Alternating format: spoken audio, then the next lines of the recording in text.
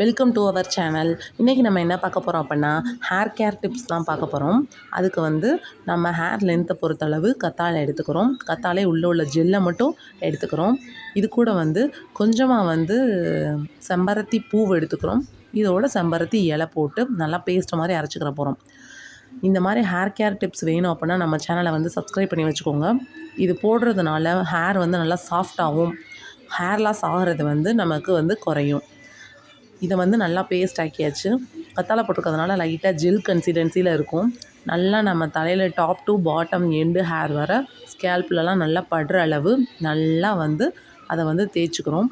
தேய்ச்சிட்டு அதை ஒரு 1/2 hour வந்து நல்லா தலையில் வந்து ஊற வச்சுட்டு நல்லா ஹேர் வாஷ், நீங்கள் எந்த ஷாம்பு போடுறீங்களோ அதையே யூஸ் பண்ணி நல்லா ஹேர் வாஷ் பண்ணிட்டு வந்தீங்கன்னா நல்ல ஒரு சாஃப்ட்னஸ் கிடைக்கும். இது மாதிரி ஹேர் டிப் வேணும் அப்படிங்கிறவங்க கமெண்ட் பண்ணுங்கள், ட்ரை பண்ணி பாருங்கள். பிடிச்சிருந்துச்சி அப்படின்னா லைக் பண்ணுங்கள், ஷேர் பண்ணுங்கள், சப்ஸ்கிரைப் பண்ணுங்கள். நம்ம சேனலுக்கு வந்து சப்போர்ட் பண்ணுங்கள். தேங்க்யூ.